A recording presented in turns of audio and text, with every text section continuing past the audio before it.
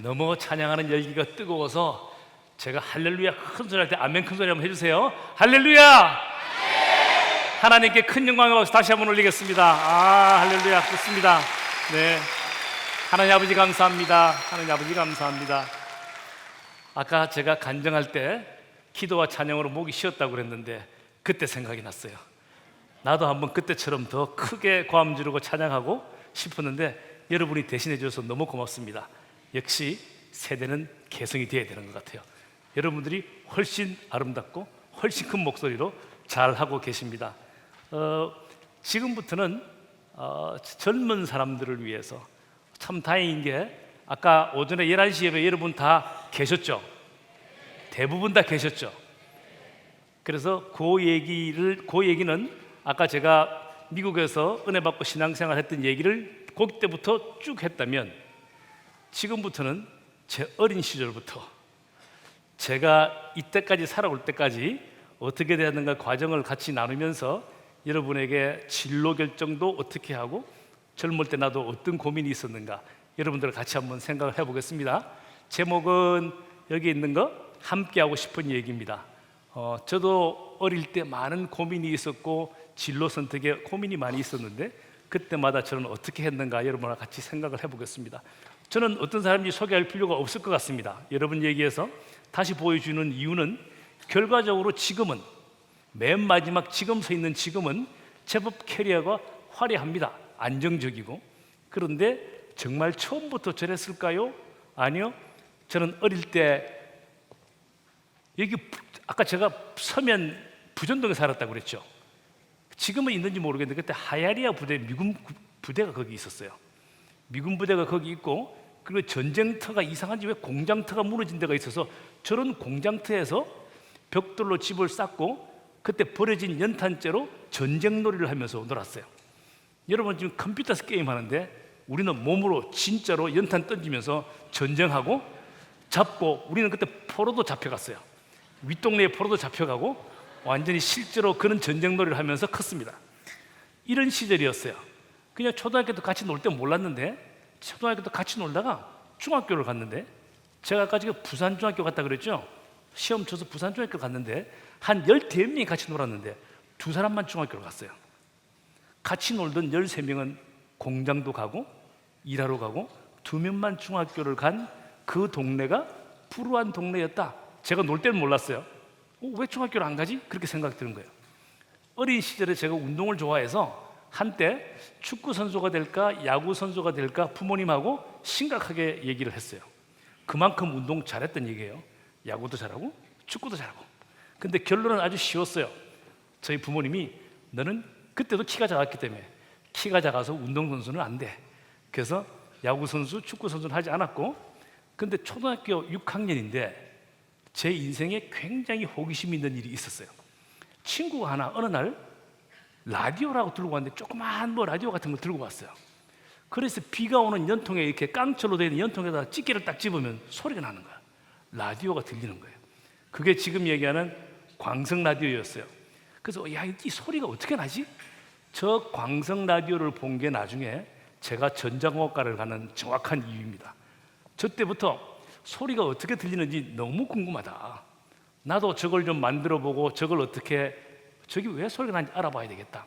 그래서 저 초등학교 6학년 때 저걸 보고 중학교 2학년 끝날 때까지 될 때까지 저거 만드느라고 공부를 정말 안 했어요. 오만 알지도 못하면서 부품을 만들어 가지고 붙여보고 비슷하게 만들어 보고 한 3년을 시도했는데 결코 소리 나지 않았다. 그래서 일단은 거기서 접고 하여튼 라디오가 참 신기하다는 생각을 했어요. 그리고 중고등학교 때 그때는 동네가 지금처럼 평화로운 동네가 아니었기 때문에 최소한 남이 나를 때리면 나는 내가 막을 수 있어야 되겠다.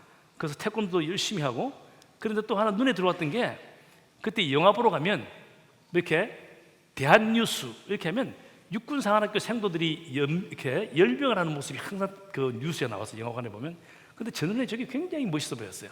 그래서 나는 육군사관학교를 가야 되겠다. 나는 크면 저렇게 육군사관학교 가서 멋있게 군인이 돼야 되겠다 이런 생각을 했습니다. 그런데 또 이제 고등학교 1학년이 됐어요. 그때는 아까 말씀드렸듯이 중학교는 부산중학교를 다녔기 때문에 남자들만 다니는 학교를 다녔고 또 부산고등학교를 갔어요. 거기도 남자만 다니는 그런 학교였어요. 근데 친구들이 야, 그 당시 경남여고, 야, 우리 이 모임에 가면 경남여고생들하고 같이 모임을 한다는 거예요. 그래서 나보고 같이 가자고 그래서 갔어요. 가서 처음 갔으니까 내 소개를 하는 거예요. 그래서 나는 내 이름은 누구 누구라고 소개를 했는데, 그리고 난 다음에 후일담 끝나고 난 다음에 들리는 얘기가, 경남여고에서 어떤 얘기가 들렸는가 하면, 우리 집회에 한 사람이 처음 왔는데 그 남학생 정말 말을 잘하더라, 이렇게 된 거예요. 그 소문이 저한테 들렸어요. 근데 그 한마디가 저로 하여금 지금도 이렇게 많으신 분 앞에 얘기를 할 수 있는 정말 자신감을 준 계기가 됐다. 내가 얘기를 잘하는구나. 저는 한 번도 그전에는 얘기를 잘한다고 생각해 본 적이 없는데, 경남여고 여학생들이 얘기를 잘한다 그러니까 그때부터 얼마나 자신감이 생겼는지, 어디 가도 나는 지금 뭐 여기도 젊은 여학생 많아도 저 하나도 안 떨립니다. 그때부터 얘기를 잘했어요. 그래서 나는 얘기를 잘하는 사람이구나, 이런 일이 있었고, 또 한 번은 이런 일이 있었는데, 아까 그 연합 예배를 하는데 저쪽에 여자 대표가 있어요. 경남여고 대표가 있고 우리 쪽에도 남자 대표가 있는데, 저쪽 여자 대표한테 전화를 해야 되는데, 그때 제가 회장이 아니었어요. 우리 회장이 전화만 하면 저기서 외국 사람이 전화를 받는다는 거예요. 그래서 아무도 연락을 못 하는 거예요. 그때 저렇게 공중전화했어요. 동전을 놓고 전화기를 돌리면 저쪽에서 우리 회장이 전화하다가 에이 또 미국 사람이 나왔네 이러고 끊는 거예요. 그래서 내가 그때 벌써 고등학교 2학년이니까 야, 미국 사람이 나오면 영어 하면 되지. 그래서 그때 우리가 영어 어찌 하노? 와문 하나 우리 배웠잖아. 그럼 돈지 네가 해볼래? 내가 할게. 제가 공중전화 돌렸습니다. 그래서 저 띠리가 진짜로 전화가 딱딱 받는데 헬로우 그래요. 헬로우. 그래서 나도 모르게 갑자기 헬로우 그랬어요. 그래서 저쪽에서 예스 이러는 거예요. 그래서 내가 그 통화하는 여학생이 킴이었으니까 진짜로 그때 정통종합영어 배웠던 거 가지고 May I speak to Miss Kim? 딱 이랬어요. 그러니까 바로 오케이, just a moment, 잠깐 기다려, 이렇게 탁 바꿔주는 거예요. 그래서 내 옆에 있던 친구들이 박수치고 난리가 났죠. 아무도 못했는데 내가 정말 했으니까. 그때부터 저는 또 어떤 평가가 부산고등학교 내부에 생겼는가 하면, 이돈주는 우리 중에서 영어를 제일 잘하는 사람. 그때부터 영어에 자신이 생긴 거예요. 야, 그렇지, 니들 아무도 얘기를 못했지, 내가 얘기했지. 그래서 영어를 하게 됐고, 그때부터 저한테 약간 꿈이 생겼어요. 외국인하고 좀 영어를 저렇게 잘할 수 있으면 참 좋겠다. 그래서 이제 그런데 고등학교 2학년 때 제 아버님이 돌아가셨어요. 아까 저 때까지만 해도 제가 육군 상한학교를 가려고 그랬는데, 아버님이 돌아가시고 나니까 제 고등학교 2학년 때 1학년 때 돌아가셨어요. 2학년 때인가? 2학년 때. 근데 우리 형님이 계셨는데, 형님이 저보고 이제 묻는 거예요.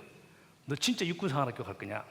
그럼 나 육군 상한학교 갈 거야. 그래서 태권도도 열심히 하고 있고 운동도 열심히 하고 있고. 그때 부산고등학교에서 내가 정확하게 제가 그때 10몇 등을 했는데, 반에서 10몇 등을 했어요. 근데 부산고등학교에서 우리 보통 한 60명이 있는데 한 반에 38등, 35등이 육군 상한학교 가면 수석이에요, 수석. 그래서 내가 10몇 등을 했기 때문에 선배들이 계속 찾아왔어요. 그래, 너 꼭 육군 상한학교 와. 그럼 너 육군 상한학교 수석으로 들어오고 우리 선배들이 좀 잘 봐줄게. 그래서 저는 육군 상한학교 간다는 것에 대해서 변함이 없었어요. 근데 형이 그러는 거예요. 너 육군 상한학교 가면 그 다음에 뭐 하는지 알아? 그 다음에 장교 되겠지? 그래. 근데 장교 되면 막 옮겨 다녀야 되고, 그때 지금도 그때 이 육군 장교들의 월급이 별로 많지 않았어요. 너 굉장히 먹고 살기 힘들어. 너 다시 생각해 봐야 돼. 그래서 그럼 어떡할래? 어떡할까? 그래서 어머님이랑 얘기했어요. 이제 아버님 돌아가셨으니까. 그럼 내가 육군 상한학교 안 가면 어떻게 하면 되겠습니까? 그러니까 우리 어머님이 대학을 가는데 두 대학 중에 하나를 가야 된다는 거예요. 부산대학을 가든지 서울대학을 가든지. 왠가 하면 국립대학이니까 등록금이 싸니까 절대 사립대학은 못 보내준다. 부산대학 아니면 서울대학이야. 제가 마음의 결심을 어떻게 했겠습니까? 서울로 가자. 서울로 가면 이쁜 여자도 많고, 특히 서울 여자, 그때 미안합니다, 그때 경상도 사람들은 같이 있어가지고 여자들이 목소리가 별로 매력적이지 않았어요. 근데 내가 중학교 때 서울 한번 간 적이 있어요. 근데 서울 여자 목소리가 그렇게 아름다웠어요. 그래서 제가 중학교 때 제가 뭐 얘기할 수 있는 젊은 여자분이 없으니까 그 여자분이 하는 얘기를 들으려고 어떻게 했는가 하면 버스를 탔어요. 버스 타면 그때는 여자 차장이 있었어요. 여자 차장. 그 차장이 어디에요? 다음 내리실 분들 나오세요 하는 그 서울 말씨가 너무 좋아서 버스를 계속 타고 다녔어. 그럴 정도로 서울에 대한 꿈이 있었어요. 그래, 오케이, 나는 서울 가야 돼. 그래서 저 때에 저기 한자로 써진 걸 내가 일부러 한글로 했는데 사당오락이라는 얘기가 있었어요. 지금은 아마 잘 모르시겠죠? 4시간을 자면 서울대학을 가고 5시간 밤에 잠을 자면 서울대학을 못 가. 그 4시간만 자고 나머지 20시간을 공부를 해야 돼. 저게 부산고등학교에서 얘기되던 거였어요. 진짜로 4시간만 자고 4시간 자고 밥 먹는 시간 빼고 공부만 했어요. 내가 이렇게 해야 서울로 갈 거니까, 내가 이렇게 해야 서울에 있는 대학을 갈 거니까. 꿈 1이었어. 제 꿈은 서울에 있는 서울대학을 가는 거다. 그래서 결론적으로 갔어요. 서울에 갔는데 그 다음에는 고등학교 때 영어를 했던 그 기억이 있기 때문에 외국 사람하고 영어를 해봤으면 좋겠다.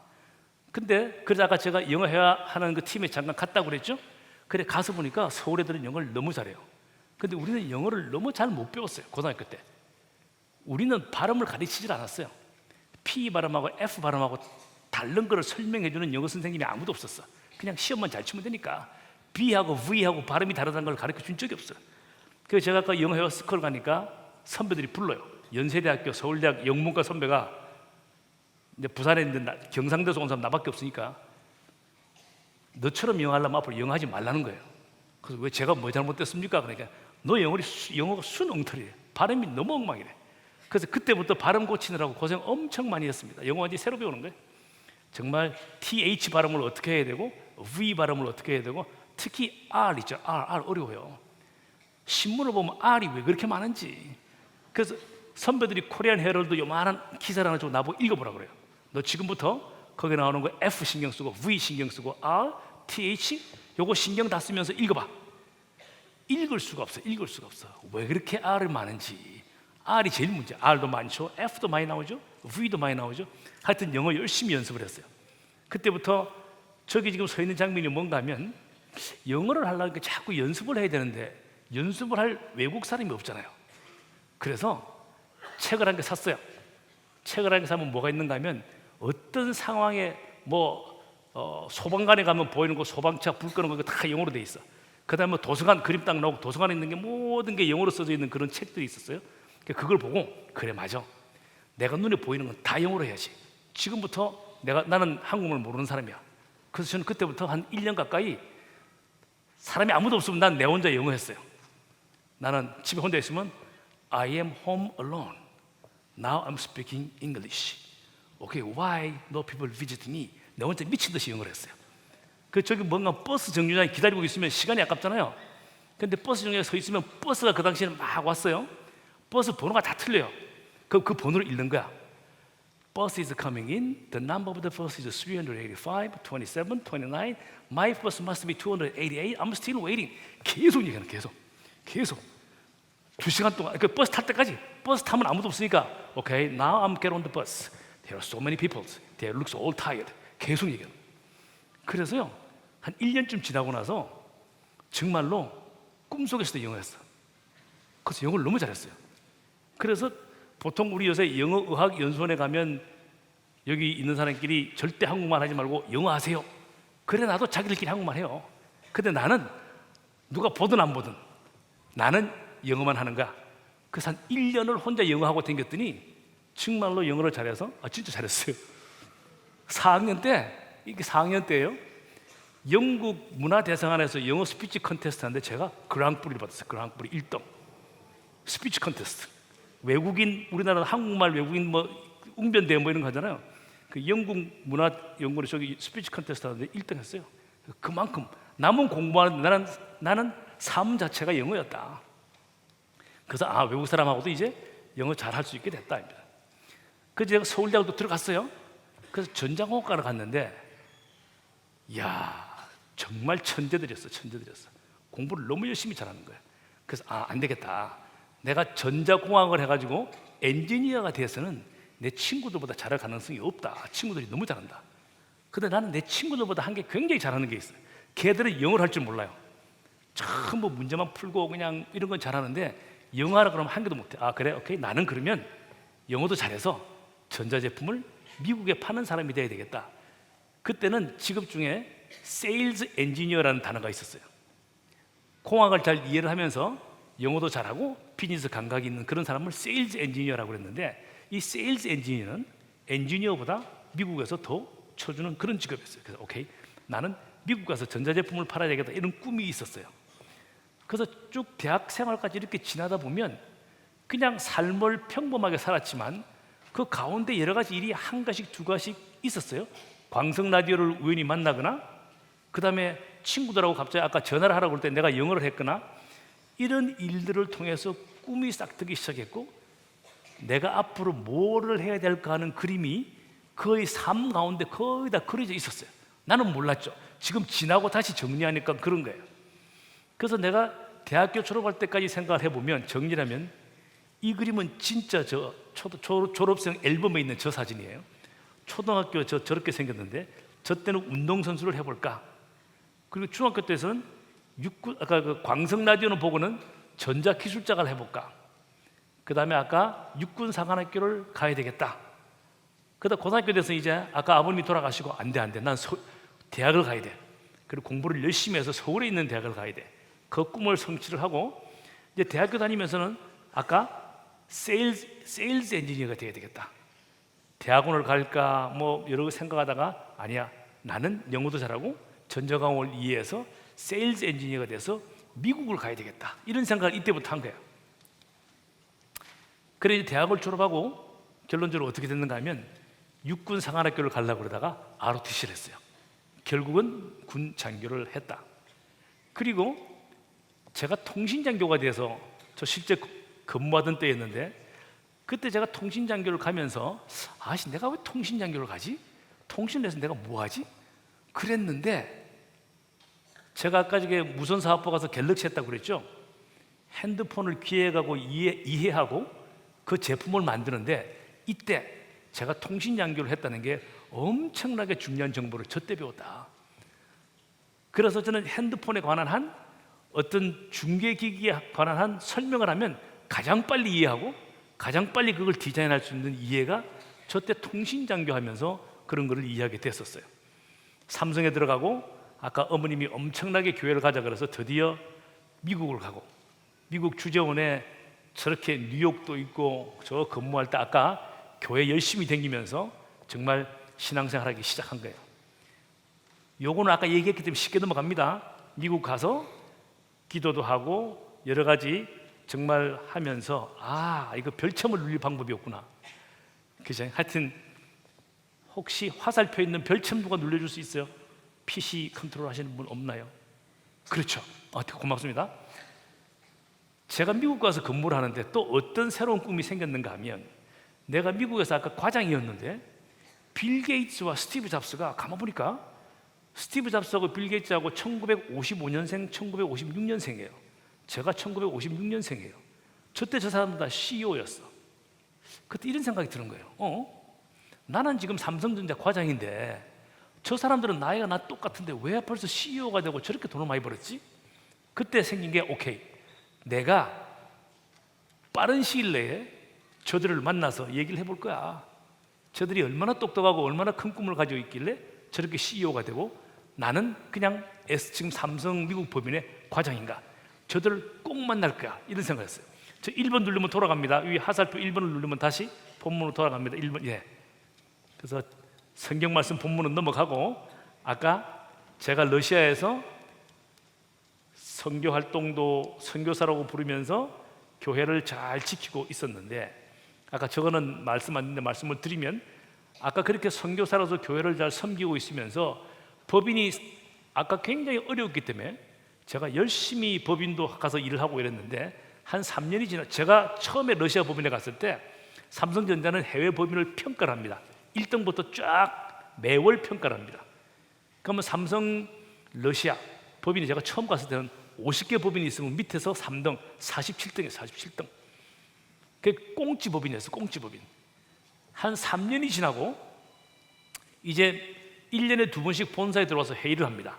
그리고 부문별로 품문별이라면 테레비, 그 다음에 생활가전, 핸드폰, 그 다음에 경영관리, 이 4개 품목에서 4개 필드에서 6개월 동안 제일 잘한 법인에 상을 줍니다. 그런데 제가 3년이 지나고 4년째 본사에 들어갔을 때, 6개월 들어가서 여름에 들어갔을 때 각 사업 부문에서 1등 법인을 시상을 합니다. TV 사업부 회의하고 난 다음에 맨 마지막에 지난 6개월 동안 가장 잘한 해외 법인 삼성 러시아 상 받습니다. 테레비.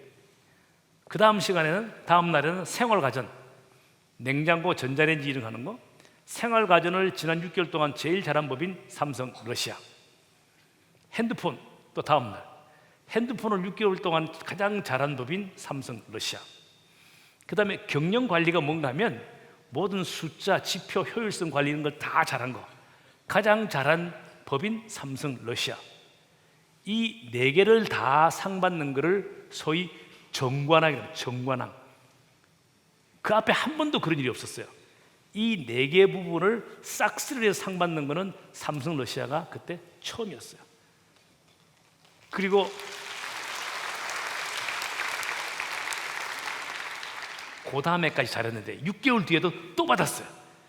그래서 지금까지 법인 중에서 정관왕을 한 법인이 없어요. 어떤 법인은 핸드폰을 잘하고, 어떤 법인은 생활가전을 잘하고. 근데 그 어려웠던 러시아가 사관왕을 2번 연달아 했다. 저게 말씀을 뒤에 넘기지 않겠지만은 그의 나라와 그의 일을 먼저 구하면 하나님께서 모든 것을 더하시리라. 제가 아까 그 기간에 제가 뭐 했는지 아시죠? 교회 맡아가고 있어요. 교회 주일 설교도 하고, 금요기도 인도도 하고, 회사 가서 일도 하고, 그 다음에 뭐 아까 판매도 열심히 해야 되고, 지표 관리도 해야 되고. 3년 후에 정관왕을 했다. 정관왕. 정말 모든 사람이, 누가 제일 많이 놀랬겠어요? 제가 제일 많이 놀랐어요. 어째 교회도 하면서 이렇게 일도 다 1등 하는지. 저도 많이 놀랐습니다. 그리고 사랑의 교회 가서 아까 등록하고, 러시아에 가서 또 러시아에 가서 실제 아까 말씀드리지 않았지만 2번째 러시아 가서는 그 교회를 제가 3년 한국에다 다시 갔으니까 그 교회 있습니다. 옛날 교회. 그 교회를 갔을까요? 안 갔을까요? 안 갔어요. 안 가고 교회 건물이 있는 교회. 왜냐면 그 호텔에서 빌려 사는 게 너무 힘들었어요. 그래서 지난번에 목사님한테, 그 목사님도 저보고 오라 소리를 못하는 게 지난번에 왔을 때에 1년 동안 본인이 교회를 비워놓고 나를 했기 때문에 내가, 목사님 제가 이제는 그렇게 못하고, 그때 뭘 전무가 됐어요. 이렇게 안 되고 좀 안정적인 교회를 가야 될 것 같습니다. 그리고 그 당시 모스크바에 광림교회가 있었어요. 광림교회가 유일하게 교회 건물을 자기가 갖고 있었어. 그래서 거기 가서 또 열심히 해서 정말 새신자들이, 저 때는 모스크바에 있는 거의 전 주재원이 광림교회로 다 왔다. 제가 첫 번째 벌써 삼성 시아에서 총괄 전무였기 때문에 그때는 주재원이 2가정만 그 교회를 갔는데, 제가 저 교회가 나서 거의 12가정이, 주재원 12가정이 저 가정을 교회에 다 참석하는 거예요. 그러면 회사 가면 제가 전무고, 그럼 이 과장, 김 차장 뭐 이러다가 주일날 되면 제가 안내 담당이에요. 안내 담당. 과장하고 차장님 오시면 오셨습니까? 뭐 전무가 상무가 계속 인사하고 다 옵니다. 다 와. 그거만 오는 게 아니라 현대 주재원, 기아 주재원, 하여튼 모스크바에 있는 주재원은, 그때 또 중요한 게 있었어요. 모스크바에는 주일학교가 없어요. 그 교회가 전부 다 뭐 교포들이 있기 때문에 주일학교 하려면 사람들이 필요하니까 제가 우리 집사람하고 해서 주일학교를 만들었어요. 그 주재원들은 다 자녀들이 있잖아요. 그러니까 다른 데 가려고 그러면 주일학교가 없고 우리 교회만 주일학교가 있는 거야. 그래서 주재원이라는, 모스크바에 오는 주재원은 우리 교회 다 오는 거야. 그 처음에 갔을 때 80명밖에 안 됐는데 주재원 중심으로 거의 뭐 한 200명 가까이가 그 교회에 오게 됐어요. 그래서 큰 교회가 됐고, 그리고 와서 아까 갤럭시하고 지금 사랑 글로벌 아카데미, 우리 사랑의 교회에서 하고 있는 아카데미 학장을 맡고, 또 성균관대 가서 비즈니스스쿨 강의를 하고 그렇게 지내고 있습니다. 자, 그러면 이제 저희 삶을 거의 뭐 어릴 때부터 아까 말씀드린, 지금 내가 사장이 되고 사랑의 교회 온까지 말씀을 다 드렸는데, 오늘 정말 아까 젊은이들도 많고, 그러면 내가 내 짧은 내 인생을 돌이켜보면서 젊은이들에게 무슨 얘기를 해주고 싶은가? 이제 뭐 제법 많이 살았어요. 저 1956년생, 그 만으로 66세. 제법 젊은 20세, 30세 여러분들은 감히 범접하지 못할 66세입니다. 엄청나게 이제. 근데 무슨 얘기를 해주고 싶은가? 첫 번째가 제일 중요한 얘기 같아요. 하나님을 알고 예수님을 믿는 것이 지혜 중에 지혜다. 그럼 또 젊은이들이 에이 그 성경 아까 그 본문 읽은 거 그거 얘기하려고 그러시는 거죠? 그냥 성경책에 있으니까 그렇다고 얘기하시려는 거죠? 가 아니고 실제로 굉장히 진리의 말씀입니다. 여기 내가 밑에 일부러 쭉 써놨어요. 사람들이 학문 중에 최고의 학문은 철학이라고 합니다. 철학, 신학 빼고 세상 사람들이 공부할 때 가장 깊이 있고 고민하는 게 철학. 그 바로 밑에 가면 이제 인문학, 예술, 음악, 미술. 그 다음에 과학적으로 순수과학, 그 다음 법학, 경제학, 경영학. 좀 요새 내려오면 응용과학. 요새 뭐 IT, 뭐 4차 산업혁명 전부 응용과학입니다. 응용과학. 그 다음에 반도체, 바이오. 점점 세분화되어서 내려오는데 하나님이 창조하셨다는 걸 알고 공부하는 사람, 그 다음에 예수님이 이 세상을 구원하셨다는 것을 알고 공부하는 사람의 깊이는 모르고 공부하는 사람하고 깊이가 엄청 차이가 난다. 특히 철학 전공한 사람 여기 아무도 없겠지만 하나님을 모르고 철학 전공하면 나중에 전부 비관론이 되고 답을 못 찾아가 전부 다 정신적으로 굉장히 혼란해집니다. 답이 없습니다. 철학에. 음악, 인문학, 하나님이 창조하시고 지금까지 세상을 다스리고 있다는 생각을 하고 인문학을 보고 음악을 보고 미술을 보면 이해가 훨씬 잘 되고, 그런 사람들이 리포트를 쓰면 깊이가 다르다. 그걸 교수님이 알아본 겁니다. 하나님이 창조하셨고 예수님이 우리를 구원하셨다는 걸 베이스를 깔고 여러분 페이퍼를 쓰면 교수님이 딱 보면 야, 얘는 상당히 페이퍼에 깊이가 있다고 다 생각하신다. 특별히 인문학 사회과학 하는 사람들은 지금도 정치하면서 복잡하죠. 이게 뭐 자본주의가 좋은 건지 공산주의가 좋은 건지, 뭐 지금도 뭐 진보가 어떻고 보수가 어떻고 뭐 정치 매일 싸웁니다. 하나님이 얘기하시는 것은 자본주의일까요? 공산주의고 사회주의일까요? 제가 오늘 여기 점심을 먹으면서 그랬습니다. 초대교회의 모습이 이랬고 사람이 가장 행복하게 살 수 있는 게 바로 이런 거야. 자기가 스스로 내 먹을 것도 갖고 오고 같이 나누고 떡을 떼고 기뻐하고 먹으면서 서로 얘기하고 교제하고 그 가운데 하나님의 사랑이 있고, 이 모습이 어쩌면 인간 사회가 살아가야 되는 가장 이상적인 사회학적 모습이 아닌가. 어디? 사도행전에 나오는 초대교회의 모습을 알고 만약에 내가 앞으로 정치 구조가 어떤 게 가장 좋다고 생각합니다, 글을 쓰는 사람하고 그거 없이 지금 막 싸우는 거 보고, 그 다음에 그냥 역사만 보고 마르크스 자본론이 어떻고 그 다음에 뭐 아담 스미스의 자본주의가 어떻고 그것만 보고 글을 아무리 써도 답이 없고 꼬이고 정리가 안 된다. 근데 성경을 알고 하나님을 알고 내 생각을 넣고 하나님의 뜻을 알고 쓰기 시작하면 학문이 깊은 학자는 보고 놀란다. 이야, 얘가 뭘 아는구나. 그래서 정말 학문 중에 학문은 내가 하나님을 알고 시작하는 거다. 바이오, 반도체 누가 만들었어요? 반도체가 뭔가 하면 돌은 전기가 안 통해요. 구리는 전기가 통해. 세상은 전기가 안 통하는 물체, 부도체와 전기가 통하는 도체만 있는 줄 알았어요. 그런데 반도체가 가운데 있는 게 평소에는 전기가 안 통하는데 어떤 조건을 줬더니 전기가 통하네? 이거는 도체도 아니고 부도체도 아니고 반도체라는 거예요. 반도체 누가 만들었을까?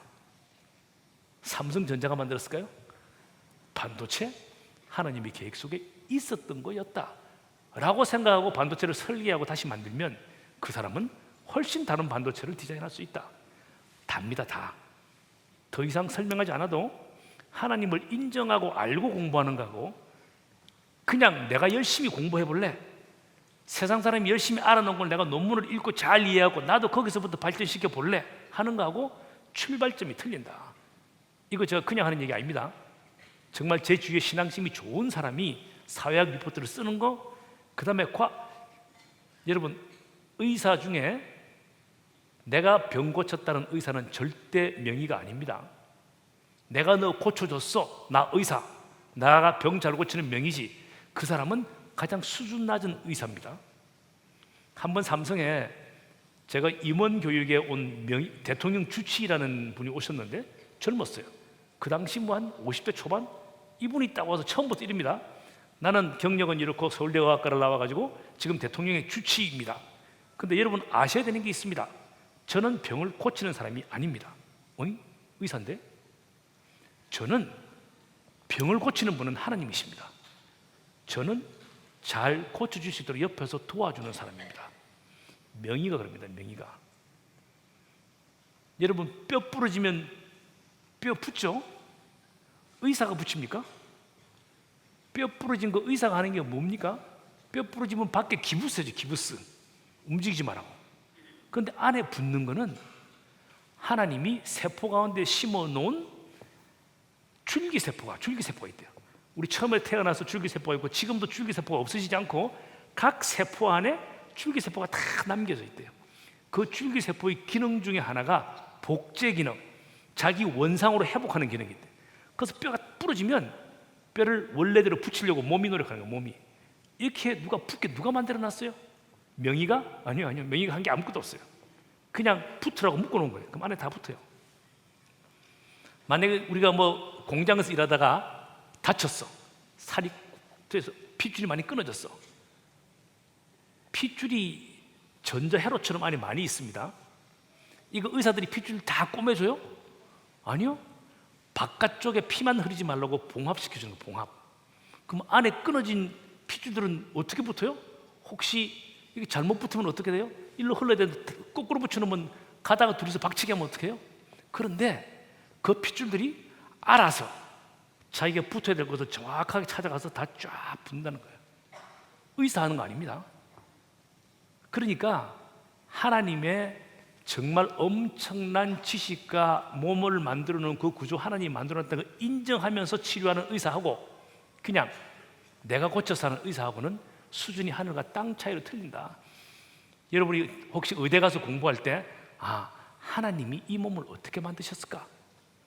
하나님이 왜 암은 왜 나오게 만들었을까? 하나님이 뜻대로 이 암을 고치려면 어떻게 될까? 이렇게 생각하시는 분하고 그래, 암 치료 방법은 논문 100개를 읽어가지고 내가 알아내야 되겠어. 이거는 뭐 해결이 안 됩니다. 그래서 정말 하나님을 아는 지혜가 너무 중요하다 하는 거 말씀을 드립니다. 여러분 젊은이 여러분들 지금 너무 잘하고 있어요. 찬양하고 말씀 배우고 하나님 하셨다고 믿고 그리고 공부하면 그 공부는 차곡차곡 쌓여져서 다시는 무너지지 않는 엄청난 공부를 하게 되는 거다. 그 다음에 여기에 여러분들은 어떠기를 제가 원하는가 하면 겸손 위에 영성과 지성과 인성을 가졌으면 좋겠다. 제가 겸손을 엄청 크게 그려놨어요. 겸손 밑에 겸손이 베이스야. 베이스. 근데 왜 그런가 하면 제가 겸손하지 못했다. 겸손하지 못해서 무지 직장생활도 힘들었고 힘든 일이 많았어요. 처음에 아까 제가 직장생활 처음 가서 한국에 있을 때, 아까 미국 가서 신앙생활 했죠. 미국 가기 전에 저는 한국에 있을 때 아까 내가 영어도 잘했다고 그랬죠. 그 학교도 서울대학 나왔고 그 다음에 딱 회사 가서 일을 시작하니까 어떤 생각이 들었는가 하면 존경할 만한 선배가 안 보이는 거야. 내가 아까 영어도 잘했다고 그랬잖아요. 선배들 영어도 잘 못하고 아니 뭐 전자제품 설명하니까 전자제품도 잘 이해를 못하고 비즈니스 조금만 했는데 나도 한 2년 지나니까 뭐 선배들 아는 것만큼 알겠고 선배들이 존경스럽지가 않았다. 그래서 지금 생각하면 선배들이 볼 때 굉장히 교만한 신입사원이었어요. 굉장히 힘들었어요. 그 웃기는 거는 제가 이제 미국 주재원에 갔을 때 그때부터 삼성그룹의 인사 고가가 공개 시스템으로 바뀌었어요. 그전에는 내가 인사 고가 뭐 받는지 몰랐어요. 그 삼성은 보너스 6개월 한 번씩 보너스를 주는데 보너스가 좀 많으면 내가 A 아니면 B구나 확인할 길은 없어요. A 아니면 B구나. 보너스가 적으면 내가 C 아니면 D구나 이렇게 추측할 뿐이었어요. 그래서 저는 항상 보너스를 받으면 우리 집사람한테 줍니다.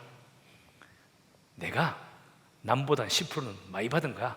나는 A 아니면 B야. 내가 이거 보너스 많은 거라고 줍니다. 근데 삼성의 전통은 내가 얼마 받았는지 옆에 사람에게 묻지도 않고 옆에 사람에게 가르쳐주면 안 됩니다. 그냥 많이 받았다고 생각하는 겁니다. 그래서 나는 내 인사고과가 다 잘 받은 줄 알았어요. 미국 가서 제가 이제 과장으로 있을 때인데, 그때 인사고과 공개 시스템으로 전산의 인사고과 공개가 다 된 거예요. 그래서 자기 고과를 다 볼 수가 있는 거예요. 그래서 나는 뭐 A하고 B가 많을 것이 라고 드디어 인사고과 공개된 전산 파일을 열었어요. 삼성은 상반기, 하반기 업적평가, 얼마나 업적을 많이 했는가, 1년에 한 번씩 능력평가, 업적은 나쁘더라도 이 사람 능력이 있어 이러고 고과를 3번 합니다. 이렇게 뭐 AAC, AAB 뭐 이렇게 합니다. 그런데 제가 그때 미국 가 있을 때 벌써 한 8년인가 9년인가 지났는데, 이게 진짜입니다. 9년 동안 저 인사고과는 All C였어요. All C. 저 잘했는데, 대학도 서울대학 나오고 영어도 잘하고 일도 열심히 하고 윗사람들이 나보고 굉장히 유능하다 그랬어요. 야, 윗사람들 나쁜 사람들이야. 엄청 날 부려먹고 인사고과는 비공개니까 C를 다 준 거야. 제가 그 인사고과 C 다 받고 어떻게 주재원 나갔는가 하는 것도 미스테리. 하나님의 뜻이 아니었으면 주제도 못 나갔어요. 어쨌든 겸손하지 않으면 아무리 실력이 뛰어나도, 요 5번 한번 눌러줄래요? 5번 별첨 한번 가면 위에 있는 5번 성경 말씀 별첨을 한번 눌러주세요. 밑에 거 잠언 18장 12절, 사람 마음의 교만은 멸망의 선봉이에요. 아무리 잘해도, 아무리 능력이 뛰어나도 교만하면 멸망하는 거예요. 그 다음에 겸손은 종기의 길잡이다. 이 겸손이 몸에 붙어 있으면 너무 좋겠어요. 저는 신앙생활 하기 전에는 제가 저를 봐도 저는 교만했어요. 그런데 제가 다시 5분 돌아가세요. 신앙생활 하고 난 다음에 그때 하나님 말씀에 있습니다. 육신의 상전을 섬기기를 그리스도께 하듯 하라. 이 말씀의 설교를 딱 듣고, 그래, 나는 교회에서 참 잘하는데, 목사님 얘기하면 무조건 아멘하고 하고, 교회에 있는 사람들 도와달라면 너무 잘 도와주는데 왜 회사만 가면 내가 그렇게 안 하지? 그 얘기를 듣고 회사 가서 말 그대로 교회에서 순종하듯이 회사 가서 순종했어요. 아까 제가 8년 동안 올 C라고 그랬죠? 그때부터 임원될 때까지 10년이 있었어요. 그때부터 임원될 때까지 올 A 받았어요. 올 A. 사람은 나의 능력은 하나도 달라진 게 없어요. 똑같이 열심히 했고, 똑같이 영어 잘했고, 똑같이 했는데 달라진 게 있다면 앞에 8년은 교만했고 뒤에 9년은 겸손했고, 진짜로 저 인사고과는 올 C였다가 9년이 올 A로서 임원될 때 또 1년 특진했어요. 내가 교회 가서 그 설교 말씀 한 번 듣고 태도를 바꿨더니 완전히 달라졌다. 그래서 여러분들 해주고 싶은 얘기가 있어요. 겸손하셔야 돼요. 겸손. 겸손 안 하면 안 됩니다. 우리 옆에 보고 한번 합시다. 젊은 사람끼리 겸손합시다. 절대 교만하면 안 됩니다. 잘난 척하면 안 됩니다. 겸손합시다. 다시 아까 그 슬라이드 한번 보여주세요. 여기에 밑에 5번에 동영상이 있어요. 동영상 한번 눌러서 봅니다. 손흥민 얘기입니다. 자, 손흥민 저 그림 가운데 있는 삼각표가 동영상입니다. 동영상을 한번 쫙 플레이 한번 해주세요. 저 때가 2021년 2년 골든 부츠 EPL 영국 리그에서 골을 제일 많이 넣은 상을 손흥민이가 받는 순간입니다. 근데 저기에 손흥민이 인성이 엄청 작용을 했습니다. 저기 마지막 게임이에요. 한 골을 더 넣으면 손흥민이가 1등이 되고 한 골을 못 넣으면 다른 경쟁자 때문에 2등이 되는 거예요. 한 골이 필요한데 저기 후반전이에요. 전반전에도 손흥민이한테 찬스가 있었어요. 그래서 손흥민이 때문에 페널티킥을 얻었어요. 그러면 보통 사람들의 생각은 이거 내가 차서 넣으면 내가 1등이야 하고 그 공을 손흥민이가 페널티킥을 얻었어요. 손흥민이 때문에. 그런데 손흥민이가 그 공을 그 팀의 케인이라고 있어요. 케인이 항상 페널티킥 전담 선수예요. 그래서 케인에게 그 공을 줘요. 케인도 망설이지 않고 자기가 전담 키커니까 골을 넣습니다. 그 골이 들어갔어요. 그 케인은 한 점 올라갔고 손흥민은 한 점이 모자라서 아직 1등이 안 되는 거예요. 그래서 전반전이 끝나고 라커룸에 다 들어갔대요. 근데 그 축구선수 동료들이 다 아는 거야. 저런 경우에는 손흥민한테 줘가지고 손흥민이 1등을 해야 되는데 아무리 케인이 원래 차게 돼 있지만 꼭 지가 찼어야 돼? 이런 생각을 다 하고 있는데 라커룸에 들어가서 그 동료들이 다 그랬대. 야, 우리 후반전에는 손흥민이 골 넣게 해주자. 그래 손흥민이 1등하게 해주자. 라커룸에서 다 합의를 했대 애들이. 그래가지고 후반전에 눈물겨운 장면이 나옵니다. 그리고 그동안에 손흥민이 인성이 너무 좋았기 때문에 지금도 손흥민의 인성이 너무 좋습니다. 그 동료들이 손흥민이한테 골을 만들어 주려고 후반전에 그 동료가 바로 골 앞에 자기가 넣으면 되는데 이 골을 자기가 안 넣고 손흥민한테 패스해 주다가 넘어집니다. 그 손흥민이 골을 또 못 넣어요. 그러니까 그 동료들이 다 보고 있는 거야. 우리가 손흥민을 도와줘야 돼. 정말 자기가 차면 되는데 보통 같으면 이 사람이 차야 되는데 손흥민이 저기 있는 거 보고 자기가 안 차고 볼을 패스해 줍니다. 그러다 타이밍이 안 맞아서 골을 못 넣어요. 그리고 거의 끝나기 직전에 아까 손흥민이가 소위 손흥민 존에서 차서 넣습니다. 이게 손흥민이 인성이 없었으면 될 수 있는 얘기가 아니다. 그래서 정말 살면서 저거 인성 가지고 인성으로 저런 효과를 보려면 시간이 많이 걸려요. 내 인성이 너무 좋아야 돼. 남을 위해서 희생해야 되고 팀을 위해서 희생해야 되고 특히 교회 오면 교회에 순종해야 되고 이게 한 10년씩 쌓여야 남이 볼 때 인성이 좋다고 인정을 하는데 그 인성을 가지게 되면 평생의 재산입니다. 불편하지 않고 남을 섬기고 남이 날 도와주고 거기서부터 받는 기쁨이 넘치고 그래서 겸손과 인성은 꼭 여러분이 지금부터 하면 돼. 젊었을 때부터 하면 돼요. 지금부터 갖출 수 있어요. 그래서 그런 인성을 갖췄으면 좋겠다. 그래 겸손 위에 영성과 지성과 그 다음에 인성을 좀 갖췄으면 좋겠다. 그 다음에 주 안에서 큰 꿈을 꿨으면 좋겠어요. 여기 윌리엄 캐리라고 있는데 여기 전도사입니다. 영국에 있는 유명한 전도자인데 이런 얘기를 저기 영어로 해놨습니다. Expect great things from God. 하나님으로부터 큰 일이 일어날 것을 기대하라. 그 다음에 attempt great things for God. 이거 중요합니다. 하나님을 위해서 큰 일을 시도하라. 기대만 하고 있으면 안 돼요. attempt. 아까 내가 그랬죠. 내가 정말 기도만 하고 있으면 안 될 것 같고 발령이 났는데 내가 뭔가 해야 될 것 같았어. 그래서 위험을 무릅쓰고 법인장한 데 가서 나 6개월만 더 있게 해주세요. 그런 얘기를 했어요. 그때 이런 얘기 몰랐어요? 저 얘기. 하나님 안에서 큰 꿈을 꾸고 그 꿈을 하기 위해서 attempt, 시도를 해야 된다. 그러면 하나님이 이루어 주신답니다. 그런데 주 안에서뿐만 아니라 세상 비즈니스에도 그런 얘기를 굉장히 많이 합니다. 시몬 페리스, 이스라엘의 대통령입니다. 이분이 오늘날의 이스라엘 다 만드는 거예요. 강소국을 만드는 장본인이 시몬 페리스입니다. 이분이 마지막 책을 딱 유일하게 한 권 썼어요. 돌아가시기 전에 이 책을 쓰고 1년 있다가 돌아가셨는데 그 책 제목이 뭔가 하면 한국말로 번역하더니 작은 꿈을 위한 방은 없다.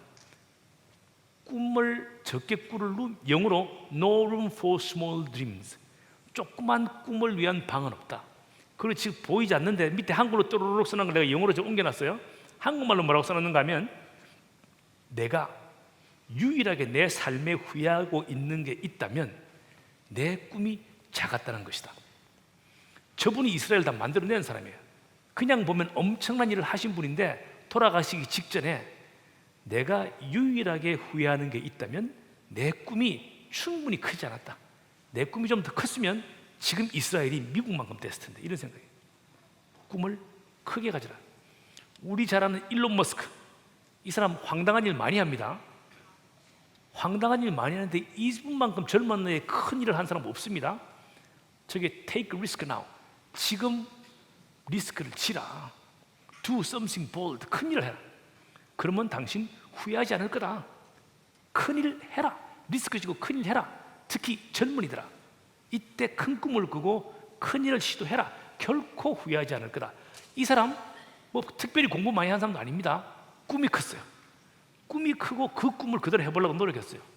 이 사람 한 일 뭐 테슬라만 있는 거 아닌 거 아시죠? 이 사람이 지금도 로켓을 쏘는 스페이스 X라는 회사도 만들었고, 이 스페이스 X를 만들어서 뭐 했는가 하면 위에 저궤도에 위성을 쫙 띄웠습니다. 우크라이나 전쟁 때 우크라이나 인터넷이 다 끊어졌습니다. 그래서 우크라이나에 있는 외무부 장관이 저 일론 머스크에 전화를 겁니다. 너 공중에 있는 인터넷망 좀 우리 좀 위해서 열어줘. 일론 머스크가 열어줍니다. 위성이 뺑 돌리고 있으니까 인공위성을 통해서 와이파이가 다 되는 겁니다. 그래서 통신망이 다 끊어져도 우크라이나가 드론을 보내고 공격할 수 있는 이유는 일론 머스크가 스페이스 X로 만들어 놓은 그 위성에서 정보를 제공하기 때문에. 이분이 이것만 한 거 아니에요. 어느 날 갑자기 또 무슨 얘기를 했는가 하면, 내가 지금부터 하이퍼 루프라는 걸 만들겠다. 하이퍼 루프 만들겠다. 뭔가 하면 교통 체증이 많고 비행기 타러 가려면 시간이 많이 걸리기 때문에 땅에다가 튜브를 만들어서 그 안에 진공 상태로 해서 차를 퓨 보내겠다. 자기가 계산한 바에 의하면 시속 1200km를 보낼 수가 있을 것 같다. 처음에 황당한 얘기를 하는 거예요. 사람들이 야, 그 말도 안 돼. 시속 1200km가 말이 돼?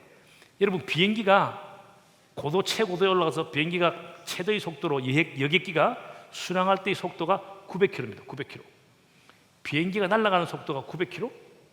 제가 오늘 KTX를 타고 내려왔는데 KTX 맥시멈 스피드 가면 310km, 320km. 300km? 900km? 제가 뭐라 그러는가 하면 튜브를 만들면 1200km를 보낼 수 있다고 그랬어요. 그 사람들이 그럴 리가 있어? 그랬는데 LA하고 샌프란시스코하고 거기에 튜브를 만들어서 실험을 해서 퓨 시속 1000km를 넘었어요. 1010km가로 차를 보낸 거예요. 그래서 우리나라도 지금 저 사람이 얘기한 하이퍼 튜브를 경기도에서 서울로 연결하려고. 그러면 경기도에서 서울로 올 때 출퇴근할 때 1시간 10분 걸리는 거 진짜 하이퍼 루프 만들면 20분 만에, 예를 들어서 수원 저 밑에서 20분 만에 퓨 강남 가운데로 딱 떨어지는 거예요. 이 사람이 자기가 이론적으로 생각한 걸 그대로 하려고 실천할 때 엄청난 일들이 일어나고 있다. 저 사람에게만 일어나는 일이라고요? 아니요. 여러분이 꿈을 꾸고 저 사람은 뭐 물리학자고 천재 아니에요? 아니에요. 천재 아니에요. 꿈이 많은 사람이에요. 스티브 잡스가 천재인 것 같아요? 스티브 잡스 모방꾼의 대가예요.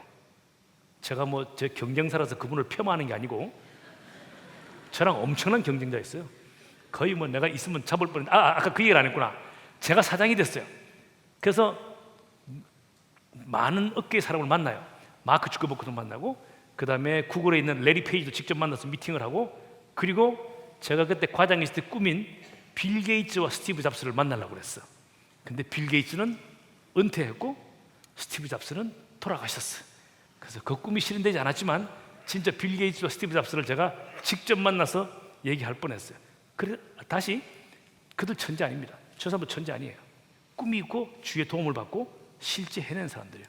그래서 결론적으로 정리를 하면 지금부터 있는 미래의 시간, 하나님이 만들어 놓은 이 시간은 저처럼 캐리어를 다 하고 나이 들은 사람을 위한 시간이 아닙니다. 저는 저의 삶을 정리하고 있습니다. 저는 시간 남으면 골프도 치고 성경도 많이 보고 교회 일하라 그러면 교회 일하고, 이제 저는 수동적으로 저 일을 이렇게 줄여가고 있고, 지금부터 있는 앞으로 30년, 50년은 It's your time입니다. 여러분의 시간입니다. 그러면 여러분이 아니 뭐 장로님 뭐 잘하셨고 많이 하셨는데 장로님이 더 하시지 왜 그래요? 저 더 할 수 없습니다. 여러분만큼 머리가 좋지 않습니다. 여러분만큼 머리만 안 좋은 게 아니라 여러분만큼 하고 싶은 열정이 없습니다. 여러분만큼 피지컬리 스트롱하지 않습니다. 여러분만큼 꿈을 꿀 수가 없습니다. 그래서 저는 이렇게 얘기합니다. 무대가 있습니다. 무대가. 저는 아까 1990년도에 이 무대 1980년도부터 무대에 등판했어요. 제가 할 일 열심히 했어요. 미국 가서도 하고 뭐 갤럭시도 만들고 엄청 매출을 만들어 놓고 저는 무대 바깥쪽으로 나갔어요. 무대가 텅 비어 있어요. 이거는 여러분의 무대예요. 여러분이 제가 한 것보다 훨씬 더 크고 재미나고 정말 엄청난 일도 여러분이 할 수 있다. 나 지금 공부 잘 안 하는데 될까요? 됩니다. 공부는 문제가 아니에요. 머리가 필요한 게 있어요. 머리 좋은 사람 쓰시면 돼요. 본인이 할 필요 없어요. 정말 내가 근본적으로 방향을 잘 잡고 꿈을 크게 가지고 열심히 한 방향으로 추구하면 모든 게 된다. 다시 얘기하면 제가 됩니다. 무대가 텅 비었어요. 왜? It's your show time. 이제 여러분이 등장할 때예요. 스포트라이트가 켜기 직전에 있어요. 여러분이 무대 한가운데 나오고 스포트라이트가 여러분을 팍 비칠 거예요.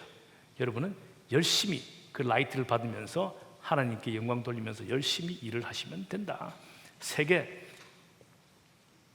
저도 부산서 있다가 미국 갔다가 러시아 갔다가 열심히 왔다 갔다 했어요. 지금 여러분이 이 교회 이름 너무 좋아요. 세계로 교회. 이거 내가 그래서 물어봤어. 왜 이렇게 세계롭게 이름을 지었냐고. 이름을 지은 이유를 들었어요. 여러분도 생각을 세계로 무조건 넓혀야 됩니다.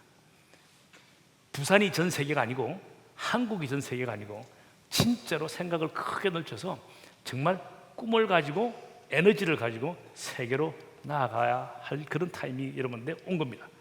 그리고 그래서 정리를 하면 아까 하나님을 알고 예수님을 믿는 게 지혜 중에 지혜다.